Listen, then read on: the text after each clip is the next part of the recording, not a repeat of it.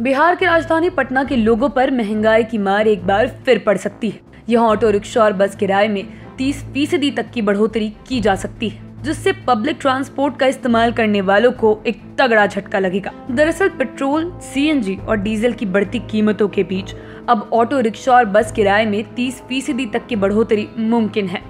All India road transport workers federation इस प्रस्ताव के लिए राज्य सरकार के अधिकारियों के साथ जल्द एक बैठक करने वाली है। All India road transport workers federation Bihar के महासचिव राजकुमार झा ने बताया कि बसों और ऑटो रिक्शे के किराए में 30% तक बढ़ोतरी की मांग रखी जाएगी। उन्होंने कहा कि अगर राज्य सरकार प्रस्ताव को खारिज भी कर देती है तो भी ऑटो रिक्शा और बसों के किराए में बढ़ोतरी होना संभव है।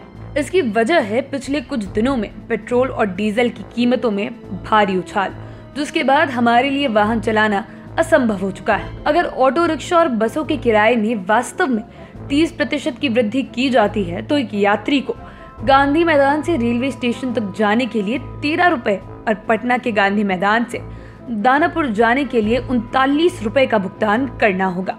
वहीं अभी गांधी मैदान से पटना जंक्शन का वर्तमान किराया 10 रुपए है और अगर दानापुर जाने तक की बात की जाए तो ये किराया अभी 30 रुपए लिया जाता है। दूसरे रूट पर भी इसी के तहत यात्री किराए में बढ़ोतरी का फैसला लिया जाएगा। बिहार ऑटो चालक संघ के महासचिव ने कहा कि ईंधन की कीमतों में बार बार बढ़ोतरी के साथ घरेलू सामान, रसोई गैस और हर चीज की कीमत में इजाफा हुआ है। सरकार गरीब लोगों के बारे में सोचे बिना ईंधन पर वैट और उत्पाद शुल्क वसूलती है। गाड़ियों के परिचालन और रखरखाव की लागत भी बढ़ रहा है, जिस कारण से ड्राइवर को आर्थिक रूप से मुश्किलों का सामना करना पड़ रहा है।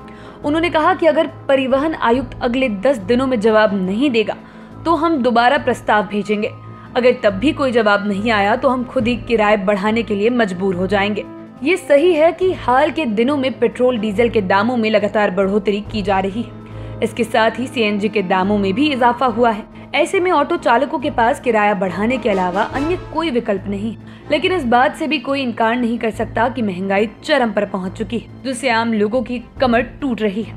अब देखना होगा कि ऑटो चालक संघ की ओर से दिए गए प्रस्ताव पर परिवहन आयुक्त क्या निर्णय लेता है। जिस तरीके से हर एक चीज के दाम में बढ़ोतरी दर्ज की जा रही है, तो वहीं अब ऑटो रिक्शा के भाड़े में भी बढ़ोतरी हो सकती है, क्योंकि जिस तरीके से पेट्रोल, डीजल और सीएनजी के दाम बढ़ चुके हैं, ऑटो चालकों के लिए अब ऑटो का खर्चा निकालना भी काफी ज्यादा मुश्किल हो गया है।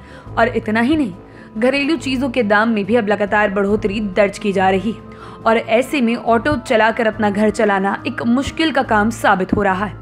ऊपर से ये भाड़ा ना बढ़ाने की चुनौती। लेकिन अब अगर भाड़ा बढ़ता भी है तो भी आम लोगों के लिए काफी ज्यादा दिक्कतें होने वाली है, क्योंकि महंगाई से आम जनता को कहीं भी आराम मिलता नजर नहीं आ रहा है। आप देख रहे थे लाइव सिटीज के लिए गोविंद की रिपोर्ट। अब बाकी की वीडियोस के लिए चैनल के साथ बने रहें।